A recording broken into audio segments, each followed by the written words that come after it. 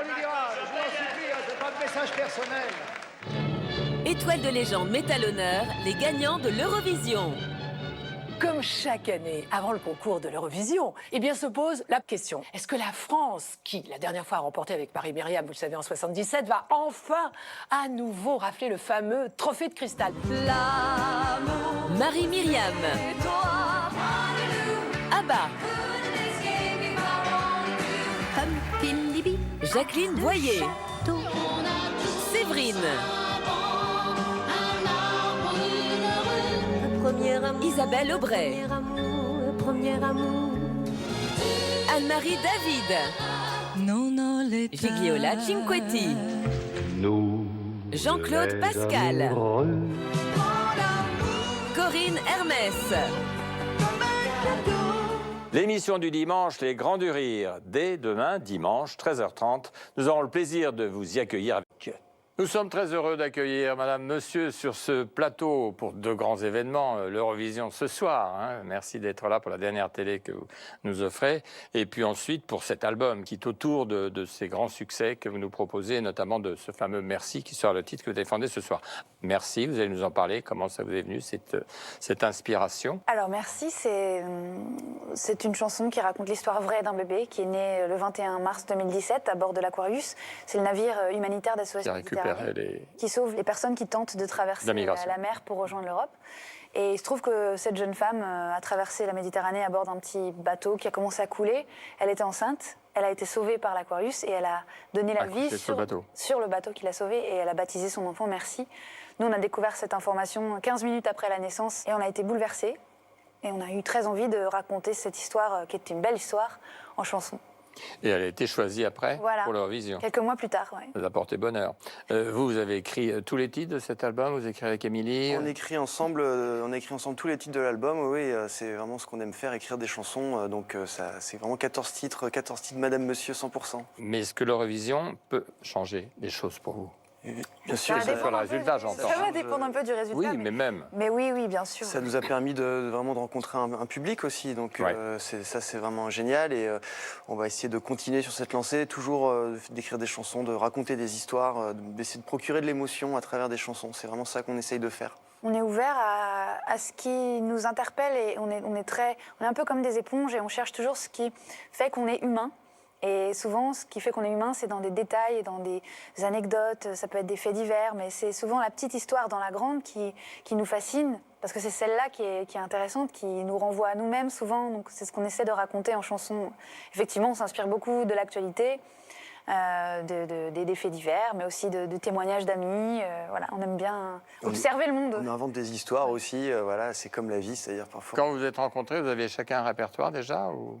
Oui, on a fait déjà dans l'action. On faisait déjà de la musique avant de se rencontrer, mais c'est vrai qu'il y a eu un vrai coup de cœur artistique entre nous et on s'est tout de suite parfaitement compris. Voilà, le lendemain de notre première rencontre, on faisait notre première chanson et on n'a pas arrêté. Ça fait 10 ans qu'on fait. Elle s'appelait? Elle s'appelait Your Song, c'était en anglais. Your Song, c'était l'anglais parce que voilà, c'est la langue internationale. Ouais, puis à l'époque, Émilie avait un projet à son nom qui était en anglais. Et donc c'est comme ça que je l'ai rencontré et qu'on a commencé à bosser. Là, il n'y a pas d'anglais, là. Non, il n'y a pas d'anglais. Il n'y a pas d'anglais. Ça pourra après, c'est obligé. Hein. Et Madame Monsieur est née de cette envie de raconter des histoires en français. Ouais. Est-ce que vous pensiez que le fait d'être deux, ça a été plus facile pour vous de faire ce chemin? C'est sûr que c'est mieux d'être deux, c'est clair. Ouais. Surtout dans l'ouragan Eurovision comme ça, c'est vraiment pour supporter important. Ça, oui. Ouais, c'est vraiment. Puis on vit tous les bons moments ensemble aussi. Les partager vraiment. Et là, c'est un moment très heureux, mais ça fait 10 ans, donc on fait de la musique ensemble, et ça a été important aussi d'être deux dans les moments où on se pose des questions, on se dit mais est-ce que finalement c'est une bonne idée d'essayer vraiment de faire de la musique à tout prix donc c'est traverser toutes ces étapes et ces émotions à deux, c'est bien. En tout cas, on est ravis de vous découvrir dans cet album avec toutes ces nouvelles chansons magnifiques, et puis bien sûr ce soir, on sera au premier rang pour vous encourager sur cette chanson Merci. Et merci, sans Y, d'être là aujourd'hui pour le dernier jour. Merci d'être venu. Merci à vous. Je suis née ce matin, je m'appelle Merci. Au milieu de la mer, entre deux pays. Merci. C'était un long chemin et maman l'a pris, elle m'avait fait dans la peau 8 mois et demi, oh oui, 8 mois et demi. On a quitté la maison, c'était la guerre, sûr qu'elle avait raison, y avait rien à perdre, oh non, excepté la vie. Je suis née ce matin, je m'appelle Merci. On m'a tendu la main et je suis en vie. Je suis tous ces enfants que la mère a pris. Je vivrai 100 000 ans, je m'appelle Merci. Karen Cheryl et Henri-Jean Servat vous présentent Étoile de légende.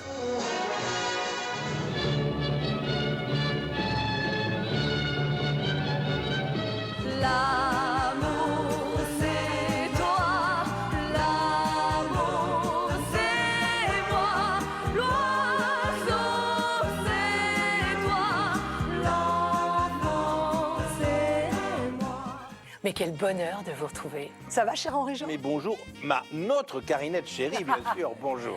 Bon, comme chaque année, avant le concours de l'Eurovision, qui est retransmis aux États-Unis, jusqu'en Australie et même en Chine, eh bien, se posent deux questions. La première, est-ce que la France, qui la dernière fois a remporté avec Paris-Myriam, vous le savez, en 77, va enfin à nouveau rafler le fameux trophée de cristal? Et la deuxième question, est-ce que ABBA, qui avait été victorieux en 74, est-ce que ce groupe mythique va enfin se reformer? Alors, pour ABBA, la réponse est oui, puisque vous savez que ce groupe qui a tout de même vendu 400 millions d'albums avant de se séparer il y a 35 ans va bientôt enregistrer donc en studio 2 titres qu'on attend déjà. Et pour la France, eh bien pour la France ce sera oui aussi certainement ce soir grâce au duo Madame Monsieur qui va engranger, j'en suis certaine, les 12 points.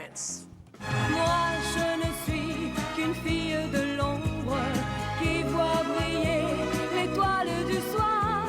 Toi mon étoile qui tisse ma ronde, viens allumer mon soleil noir.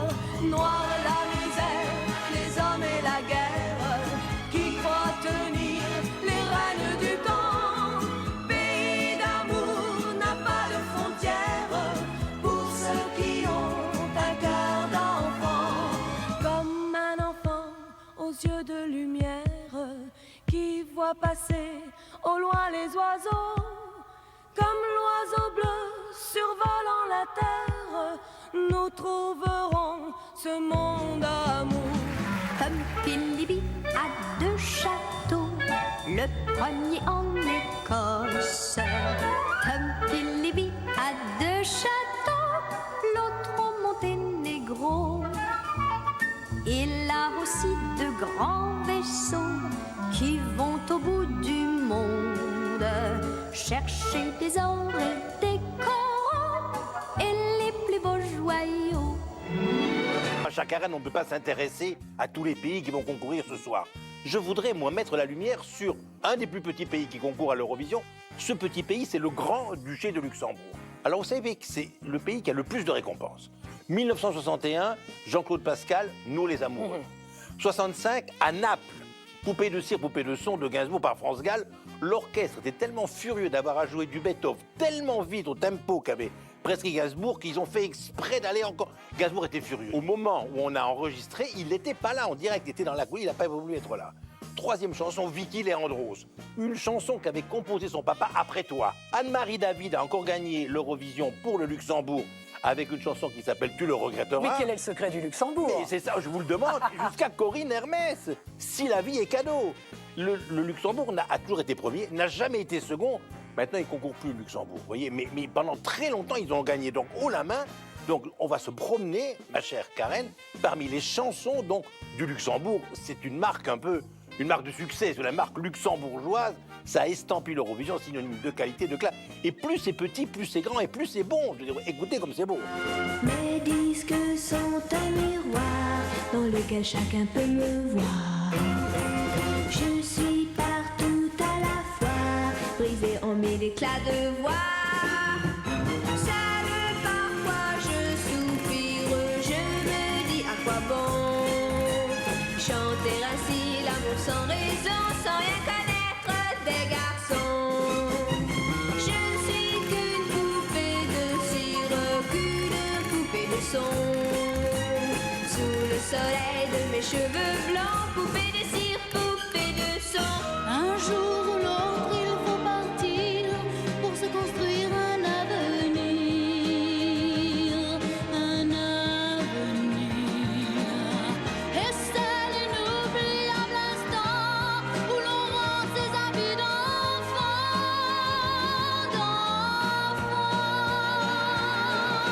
Chacun son vol rempli d'espoir sur le chemin qu'il s'est choisi. Qu'il s'est choisi.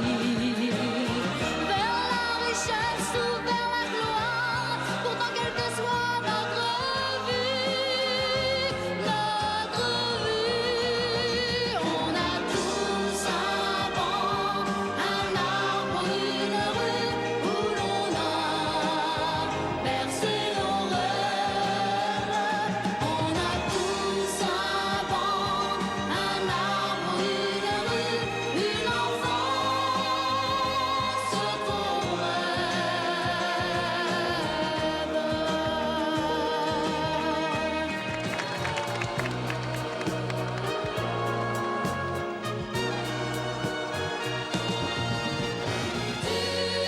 verras, tu te reconnaîtras à chaque instant, dans chaque joie, dans chaque larme. Tu verras, tu te reconnaîtras dans cet enfant, parmi ces gens comme toi. Mon Henri Jean, vous avez des accointances avec le Luxembourg. Eh bien, permettez-moi de vous parler de l'Italie. L'Italie représentée par une belle ragazza en 64 à Copenhague qui n'avait que 16 ans. Imaginez la force de caractère qu'il faut pour affronter un tel concours. Sa chanson Nonoletta est rentrée dans les mémoires. Il s'agit bien évidemment de la délicieuse Gigliola Cinquetti. Mais ce que le public ignore, c'est que cette demoiselle a eu des vies parallèles. D'abord, après avoir remporté ce concours, elle a poursuivi des études qui lui ont permis de décrocher un diplôme d'architecte.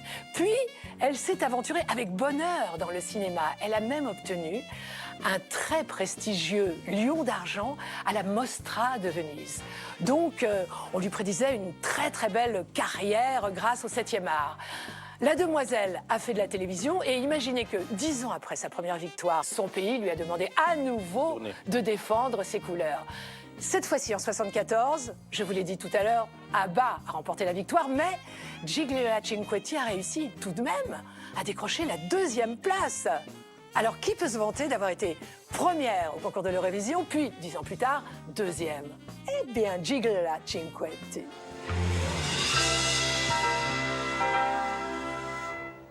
Non ho l'età, non ho l'età per amarti, non ho l'età per uscire sola con te e non avrei nulla da dirti perché tu sai molte più cose di me. Lascia che io viva un amore romantico nell'attesa che venga quel giorno, ma ora no. Karen, vous me parlez de celle qui fut la plus jeune, Cinquetti. Celui qui fut le plus jeune, en 61, Jean-Claude Pascal. Il était très très jeune, très beau. Et il chantait Nous les amoureux. Jean-Claude Pascal, il s'appelait Villeminot dans la vie. C'est un fils d'industriel de famille bourgeoise. Il a débuté au cinéma dans la chanson. Sa famille trouvait que c'était pas beau, pas bien, pas chic. il a pris un nom d'emprunt, il s'est appelé Jean-Claude Pascal. Il a fait une carrière de séducteur velouté extraordinaire. Il a chanté, mais au cinéma, il jouait face à Lollobrigida. De profil, quand on a vu les rushs, il avait des cils qui étaient plus longs que ceux de Lollobrigida. Elle a exigé du metteur en scène qu'on lui coupât les cils, parce qu'elle ne voulait pas que son partenaire ait les cils plus longs qu'elle. Il joue d'Angélique et Sultan. C'est lui qui joue le sultan eunuque qui court après notre Michel Mercier chéri dans le désert. Et vous savez que Jean-Claude Pascal, quand il a chanté Nous les amoureux, c'est une chanson qui est très ambiguë. Parce qu'on sait qu'il parle à quelqu'un qu'il aime et rien ne dit dans la chanson que c'est une femme. Rien ne dit que c'est un homme non plus. Mais à l'époque, c'était extrêmement audacieux, c'était très très gonflé d'oser écrire une chanson pareille. Aujourd'hui, on le relit, c'est une chanson extrêmement subversive et très audacieuse pour l'époque. Nous, les amoureux, Jean-Claude Pascal, qui fut le plus jeune, le plus beau. Et en plus, c'était un soldat de la 2e DB. Il s'est engagé à 17 ans à la 2e DB. C'est le premier qui est entré dans Strasbourg pour le libérer. Une carrière glorieuse et magnifique et une voix chantante, bien évidemment. Nous, les amoureux, on voudrait nous séparer. On voudrait nous empêcher d'être heureux. Nous, les amoureux, il paraît que c'est l'enfer qui nous guette, ou bien le fer et le feu. C'est vrai, les imbéciles et les méchants nous font du mal, nous jouent des tours. Pourtant rien n'est plus évident que l'amour.